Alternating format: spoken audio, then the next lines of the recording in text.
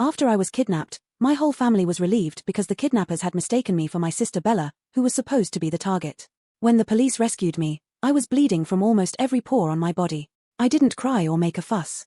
I developed emotional indifference syndrome. I had no emotions and could no longer feel sad about anything happening around me. I felt more at ease than I had on any previous day. But later, they all regretted it and begged me to return to my former self. When I returned home from the hospital, there was no one in the house. Even the furniture had been moved out. Unable to contact my family, I called the housekeeper and found out they had moved to a new place. I went to the address she gave me. The whole family was already sitting at the dining table, ready to eat. Seeing me return, everyone at the table looked a bit uncomfortable. "Why didn't you tell me you were moving?" I asked. "Well, your sister has been having nightmares lately about being kidnapped," Mom said casually, as if discussing the day's menu. "I figured the old house might have some bad energy, so we changed locations. Your sister has a delicate constitution. It's good you're back. Sit down and join us for dinner." The table was full of Bella's favorite dishes. My face was covered in thick bandages and I walked with a limp, but no one seemed to care. In the past, I would have been very upset by this. But now I felt nothing. My emotions were gone. Seeing me sit down calmly, Bella suddenly leaned over. "I've been so scared these past few days, I didn't even dare to go out. That's why I couldn't visit you in the hospital. Mom and Dad were worried I might get kidnapped too, so they had to stay home with me. You don't blame me, do you, Arya?" Before I could respond, Dad jumped in. "It's not a big deal. You two are sisters, can't you understand each other?" I didn't know how to react. I was the one who had actually been kidnapped. Bella let out a hearty laugh. "Hihi, I was just afraid Arya might overthink things." She picked up a shrimp and put it in my bowl. "Anyway, Arya has always been so independent and much braver than me. I really admire people with guts like that." I silently put down my chopsticks. "I'm allergic to shrimp." Not a single person at the table remembered. "My name is Arya, born on July 7th. My sister's name is Bella. We are full-blooded sisters, believe it or not. A fortune teller said my fate was inauspicious and I shouldn't be raised at home, so my parents sent me to live with my grandparents in the countryside. For many years, they hardly ever came to see me. It wasn't until my grandparents passed away that they brought me back home. I returned with high hopes, but I quickly realized this home didn't belong to me. The day I was kidnapped, Bella had insisted on taking a shortcut through a deserted alley. After walking a bit, she said she needed to find a restroom and told me to wait right there for her. The next thing I knew, I lost consciousness. I will never forget what happened during that time. "Worthless trash," the kidnappers growled as their fists rained down on me, venting their anger. They had mistaken me for Bella and kidnapped the wrong person. My family refused to pay the ransom for me, so the kidnappers couldn't get a single cent. I was starved for 3 days and tortured for 3 days. My throat was so raw I couldn't make a sound. When the police burst in, the kidnappers were about to strip off my clothes. Blood obscured my vision, but I still strained to look behind the officers. No one was there. Not a single family member had come. I wanted to cry but no tears would come. The doctor said I had post-traumatic stress disorder, specifically manifesting as a loss of emotions. Medically, it's also called emotional indifference syndrome. The hospital room was empty. After the police officer in charge of the case left, no one else came to visit. The people at the dinner table treated me like I was invisible. The three of them chatted and laughed, looking like the picture of a happy family. In the past, I would have tried hard to join their conversation, but today I did nothing. "I'm done eating," I said, casually wiping my hands on a napkin. "Which room am I staying in?" Mom looked startled for a moment before responding. "The other rooms haven't been set up yet." "Arya, don't blame Mom and Dad. They've been so busy lately they can barely keep up with everything," Bella said, acting protective of our parents while subtly implying I was being unreasonable. She had done this many times before. I countered. Did I say I blamed them? I gently put down the hand towel and said flatly, "Then I'll just pick an empty room.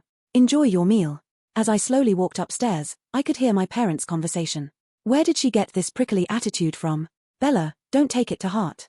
Here, have some of the pigeon soup I made, you haven't tried it yet." Bella went along with it. My sister's probably just shaken up by what happened. Mom disagreed. "What does she have to be shaken up about? She came back just fine, didn't she?" I closed the bedroom door, shutting out their chatter. That evening, Noah came home. He's not the Wilsons' biological child, he was adopted by my parents. Bella and I call him our brother. I had always dreamed of having an older brother to stand in front of me and protect me. Noah did fit all my imaginations of a good big brother, except he protected Bella. Towards me, who suddenly appeared and took away some of Bella's attention, he was full of hostility. From the moment he walked in, Noah didn't spare me a single glance. The lack of welcome was written all over his face. How had I been so blind before? Even when he treated me this way, I always tried to get close to him, fussing over him and giving him gifts. I envied Bella and was jealous that she had the whole family's love. But now that all those emotions had disappeared, their behavior seemed forced and uninteresting to me. I felt a bit hungry. Noticing I hadn't greeted him, Noah gave me a couple extra glances. "Hey, I don't want your stuff," he said, pulling out an elegantly wrapped gift bag. I recognized it as the birthday present I had chosen for him. It was a jade pendant I had polished and carved myself. I had given him many gifts, and each one was publicly returned to me. He and Bella both seemed to enjoy the process of trampling on my dignity. "Noted," I said, my attention completely elsewhere. The food was all laid out, but I had no appetite. The table was full of seafood. There wasn't a single dish I could eat. Just looking at it made my wounds ache. Noah was taken aback. In the past, this girl would always beg him to keep her gifts. This time she agreed, so readily was she playing some new trick to get the family's attention. "Brother, what did Arya give you?"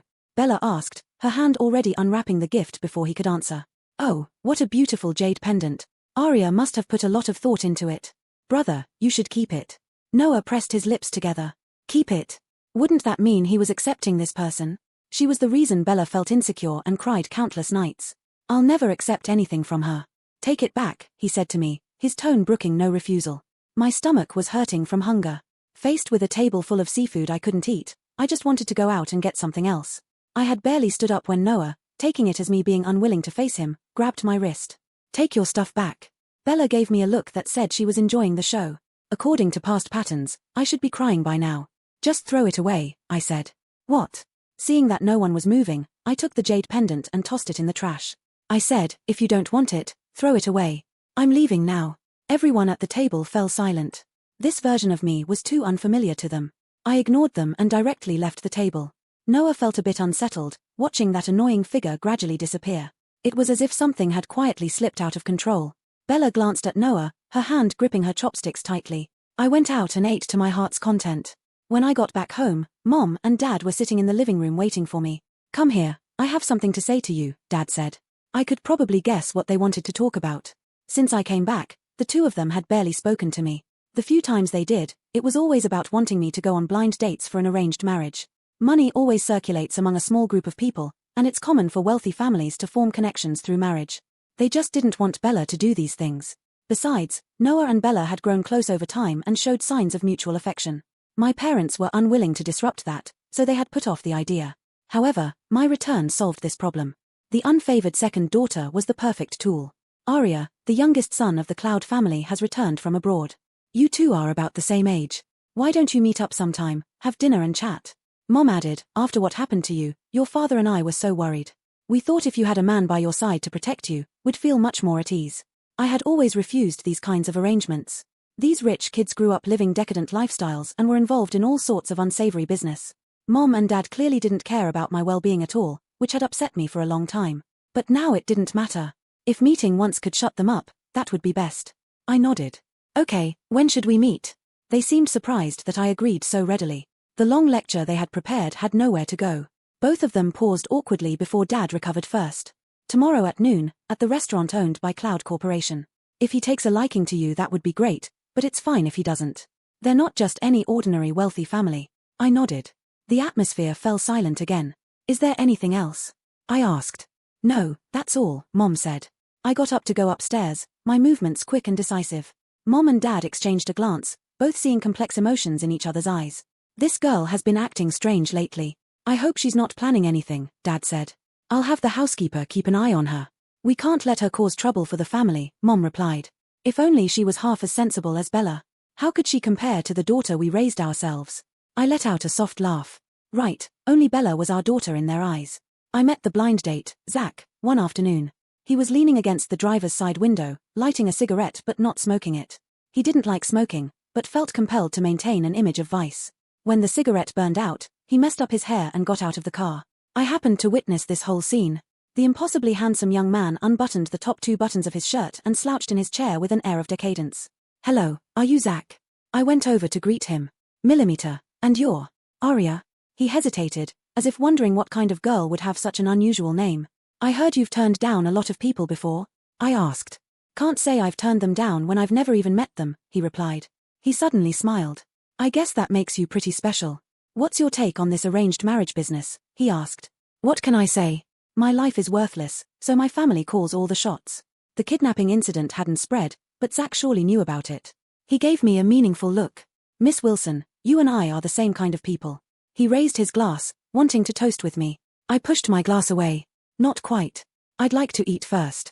Zach paused for a moment, then rested his chin on his hand with a slight smile.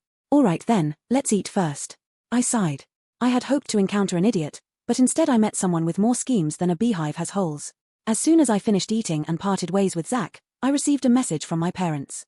The Cloud family was very satisfied with me and hoped to proceed with the marriage soon. I had miscalculated. I had only intended to find some fool to cooperate with me so my parents would stop forcing me to go on blind dates. Who knew I'd end up meeting Zach and digging myself into a big hole?